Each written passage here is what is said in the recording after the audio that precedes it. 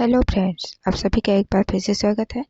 आज के वीडियो में हम भारत के इतिहास का कुछ इम्पोर्टेंट क्वेश्चन देखने वाले हैं जो कि आपके आगे आने वाले सभी एग्जाम्स के लिए महत्वपूर्ण है।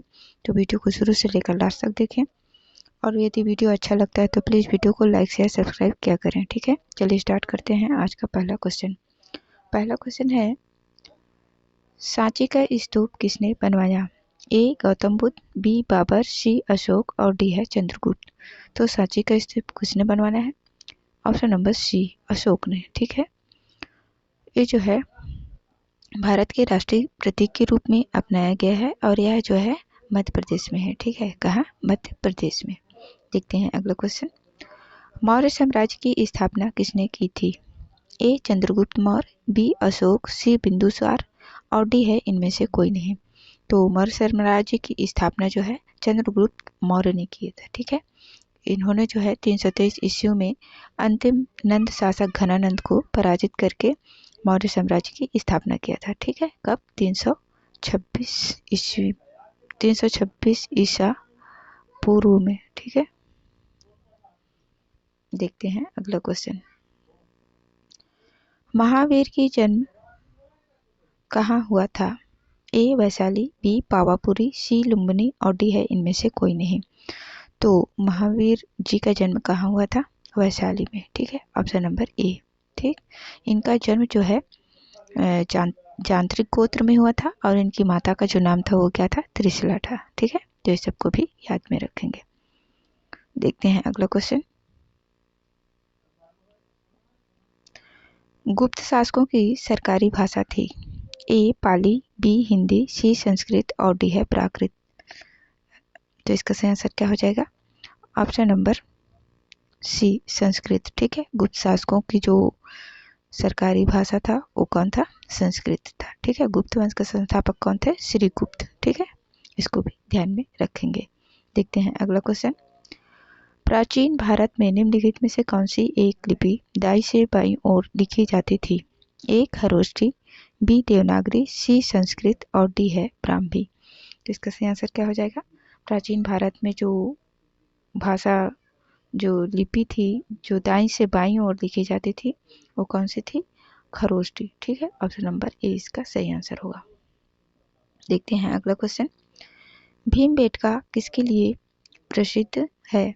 ए खनिज, बी सोन नदी का उद्गम स्थल, सी गुफाओं के शैलचित्र और डी है इनमें से कोई नहीं। तो इसका सही आंसर क्या हो जाएगा? भीमबेटका जो किसके लिए प्रसिद्ध है? गुफाओं के शैलचित्र के लिए। ठीक है, ये जो है मध्य प्रदेश के रायसेन जिले में स्थित है। ठीक है, इसको भी ध्यान में रखेंगे। भीमबेटका गुफाओं के शैलचित्र के लिए प्रसिद्ध है। ये जो है मध्य प्रदेश के रायसेन जिले में स्थित है। देखते हैं अगला क्वेश्चन। किस गुप्तकालीन शासक को कविराज कहा जाता है? ए चंद्रगुप्त मौर्य, बी कनिष्क, सी कुमारगुप्त और डी है समुद्रगुप्त। तो इसका सही आंसर क्या हो जाएगा? ऑप्शन नंबर डी, समुद्रगुप्त को। ठीक है, गुप्तकालीन शासक समुद्रगुप्त को जो है कविराज कहा जाता है क्योंकि इन्हें जो है बांसुरी बजाना और कविता लेखन का जो है बहुत बहुत क्या था? पसंद था कविता लिखना। ठीक है, इन्होंने न केवल कई कविताएं खुद लिखी हैं बल्कि कई जो है कवियों को क्या संरक्षण भी दिया था अपने राज्य में। ठीक है, इसलिए जो है इन्हें क्या कहा जाता है? कविराज। ठीक है, ऑप्शन नंबर डी इसका सही आंसर होगा। देखते हैं अगला क्वेश्चन। शून्य की खोज किसने की? ए भास्कर, बी आर्यभट्ट, सी वराहमिहिर और डी है इनमें से कोई नहीं। तो शून्य का खोज किसने किया? आर्यभट्ट ने। ठीक है, ऑप्शन नंबर बी। देखते हैं अगला क्वेश्चन। प्राचीन भारत में निम्न में से कौन सा विद्या अध्यापन का केंद्र नहीं था? ए नालंदा, बी तक्षशिला, सी विक्रमशिला और डी है इनमें से कोई नहीं। तो इसका सही आंसर क्या हो जाएगा? ऑप्शन नंबर डी, इनमें से कोई नहीं, क्योंकि सभी जो है नालंदा, तक्षशिला, विक्रमशिला सभी विद्या अध्यापन के केंद्र थे, इसलिए इसका सही आंसर क्या हो जाएगा? इनमें से कोई नहीं। देखते हैं अगला क्वेश्चन। किस विदेशी यात्री ने भारत का दौरा सबसे पहले किया था? ए फैक्सियन, बी मेगास्थनीज, सी आइसिंग और डी है जुआन जंग। तो इसका सही आंसर क्या हो जाएगा? Option number B, Megasthenes. ठीक है, मेगास्थनीज जो कि एक विदेशी यात्री था। कहाँ का था? यूनान का। ठीक, यूनान का रहने वाला था। ये जो है भारत का सबसे पहले दौरा किया था। ठीक है, ये जो है इंडिका पुस्तक की रचना भी किया है, ठीक है, मेगास्थनीज ने, तो इसको भी ध्यान में रखेंगे। देखते हैं अगला क्वेश्चन। आजीवक संप्रदाय के संस्थापक कौन थे? ए उपाली, बी बिंदुसार, सी मखली गोसाल और डी है घनानंद। तो इसका सही आंसर क्या हो जाएगा? आजीवक संप्रदाय का जो संस्थापक था वो था मखली गोसाल, ठीक है, ऑप्शन नंबर सी। देखते हैं अगला क्वेश्चन। विख्यात विक्रमशिला विश्वविद्यालय की स्थापना किसने की थी? ए महिपाल, बी धर्मपाल, सी गोपाल और डी है देवपाल। तो इसका सही आंसर क्या हो जाएगा? ऑप्शन नंबर बी धर्मपाल ने, ठीक है, धर्मपाल जो कि एक पाल वंश का शासक था, विक्रमशिला विश्वविद्यालय की स्थापना किया था, ठीक है, 8वीं शताब्दी में, ठीक, कब? 8वीं शताब्दी के ईसा पूर्व में। देखते हैं अगला क्वेश्चन। त्रिपिटक ग्रंथ धर्म ग्रंथ किससे संबंधित है? ए बौद्धों से, बी जैनों से, सी हिंदुओं से और डी है सिखों से। तो त्रिपिटक एक धर्म ग्रंथ है जो कि किससे संबंधित है? बौद्धों से, ठीक है। इसमें जो है भगवान बुद्ध के उपदेश क्या है? संग्रहित है, ठीक है, त्रिपिटक ग्रंथ में। तो इसका सही आंसर क्या हो जाएगा? ऑप्शन नंबर ए बौद्धों से। देखते हैं अगला क्वेश्चन। सिकंदर ने भारत पर कब आक्रमण किया? ए 330 ईसा पूर्व, बी 325 ईसा पूर्व, सी 326 ईसा पूर्व और डी है 300 ईसा पूर्व। तो इसका सही आंसर क्या हो जाएगा? सिकंदर ने जो है भारत पर कब आक्रमण किया? ऑप्शन नंबर सी 326 ईसा पूर्व में, ठीक है। सिकंदर कौन था? एक यूनानी राजा था, ठीक है, जो कि भारत में 326 ईसा पूर्व आक्रमण किया। उस समय जो है पौरव साम्राज्य के राजा पोरस के साथ इसका जो है लड़ाई हुआ था। कहाँ? झेलम नदी के तट पर, जिसको जो है हाइडेस्पेज के युद्ध के नाम से जाना जाता है, ठीक। तो इसका सही आंसर क्या हो जाएगा? ऑप्शन नंबर सी 326 ईसा पूर्व। देखते हैं अगला क्वेश्चन। नंद वंश का अंतिम शासक कौन था? ए महापद्मानंद, बी घनानंद, सी कालाशोक और डी है चंद्रगुप्त मौर्य। तो इसका सही आंसर क्या हो जाएगा?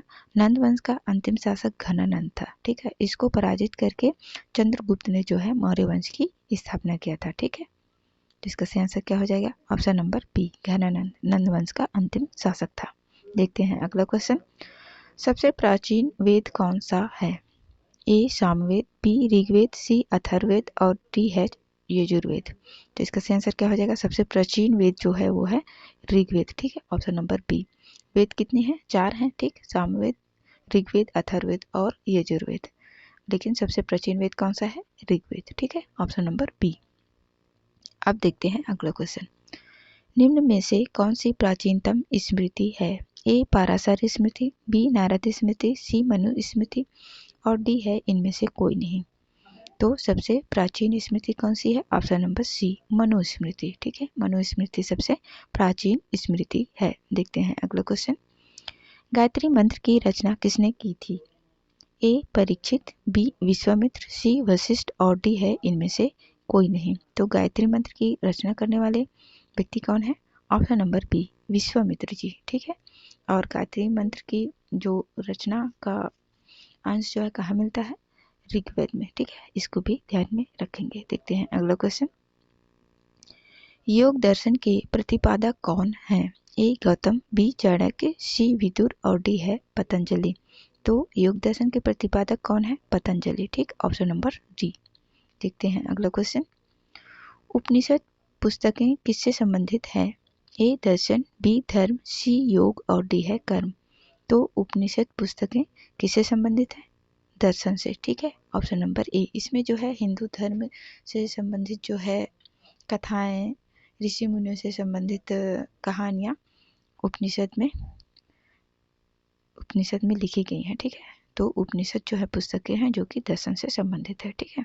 देखते हैं अगला क्वेश्चन। आरंभिक वैदिक साहित्य में सर्वाधिक वर्णित नदी है? ए सरस्वती, बी सिंधु, सी गंगा और डी है यमुना। तो इसका सही आंसर क्या हो जाएगा? ऑप्शन नंबर बी सिंधु, ठीक है।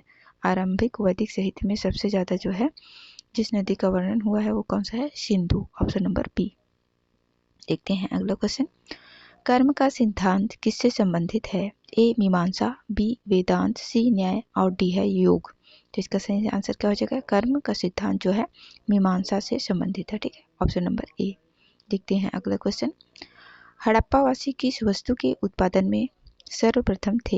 ए चावल, बी जौ, सी गेहूं और डी है कपास। तो हड़प्पावासी जो जिस वस्तु का उत्पादन जो है सबसे पहले किया वो कौन था? कपास था। ठीक है, ऑप्शन नंबर डी। देखते हैं अगला क्वेश्चन। सिंधु सभ्यता का कौन सा स्थान भारत में स्थित है? ए लोथल, बी हड़प्पा, सी मोहनजोदड़ो और डी है उपरोक्त सभी। तो सिंधु सभ्यता का कौन सा स्थान भारत में स्थित है? लोथल। ठीक है, ये जो है अभी वर्तमान गुजरात में पड़ता है। ठीक है, लोथल। बाकी हड़प्पा, मोहनजोदड़ो ये कहाँ है? पाकिस्तान में। ठीक है, पाकिस्तान के सिंध क्षेत्र में। ठीक, तो इसका सही आंसर क्या हो जाएगा? जो भारत में स्थित है वो लोथल है। ठीक है, ऑप्शन नंबर ए। देखते हैं अगला क्वेश्चन। किस देवता के लिए ऋग्वेद में पुरंदर शब्द का प्रयोग हुआ है? ए वरुण, बी इंद्र, सी राम और डी है कृष्ण। तो इसका सही आंसर क्या हो जाएगा? ऑप्शन नंबर बी, इंद्र के लिए जी। ठीक है, ऋग्वेद में पुरंदर शब्द का प्रयोग हुआ है। देखते हैं अगला क्वेश्चन। प्रथम विधि निर्माता कौन है? ए सेल्यूकस, बी चाणक्य, सी मनु और डी है विश्वामित्र। तो इसका सही आंसर क्या हो जाएगा? प्रथम विधि निर्माता कौन है? मनु। ठीक, ऑप्शन नंबर सी। देखते हैं अगला क्वेश्चन। ऋग्वेद में संपत्ति का प्रमुख रूप क्या है? ए भूमि, बी गोधन, सी गोधन और भूमि और डी है इनमें से कोई नहीं। तो ऋग्वेद में संपत्ति का प्रमुख रूप क्या होता था? गोधन था। ठीक है, जिसके पास जितनी अधिक गायें होती हैं वो उतना अधिक अमीर होता था। ठीक है, ऋग्वैदिक काल में। ठीक है, आपका पैसे रुपए से कोई उस टाइम लेना देना नहीं होता था। जिसके पास जितनी मात्रा में गाय होगी वो उतना अधिक धनवान माना जाता था। ठीक है, देखते हैं अगला क्वेश्चन।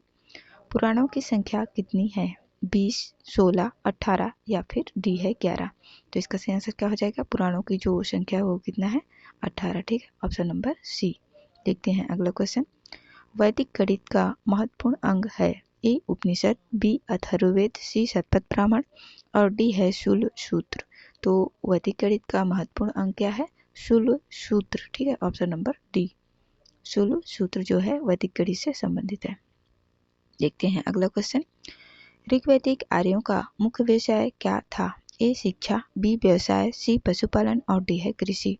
तो आर्यों का मुख्य व्यवसाय क्या होता था? पशुपालन। ठीक है, ऑप्शन नंबर सी। देखते हैं अगला क्वेश्चन।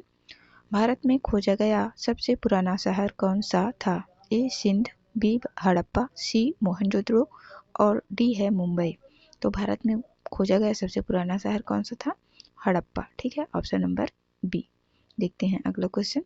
सिंधु घाटी के लोग विश्वास करते थे? ए मातृशक्ति में, बी कर्मकांड में, सी आत्मा में और डी है उपरोक्त सभी। तो सिंधु घाटी के लोग जिस पर विश्वास करते थे वो कौन था? मातृशक्ति पे। ठीक है, ऑप्शन नंबर ए। देखते हैं अगला क्वेश्चन। किस फसल का ज्ञान वैदिक काल के लोगों को नहीं था? ए चावल, बी गेहूं, सी तंबाकू और डी है कपास। तो इसका सही आंसर क्या हो जाएगा? ऑप्शन नंबर सी, तंबाकू का। ठीक है, वैदिक काल के लोगों को जो है तंबाकू का ज्ञान नहीं था। बाकी चावल, गेहूं, कपास ऐसे भी वो सब उगाते थे। ठीक है, देखते हैं अगला क्वेश्चन। हड़प्पा की खोज किसने की थी? ए दयाराम साहनी, बी राखाल दास बनर्जी, सी बी लाल और डी है एम वस।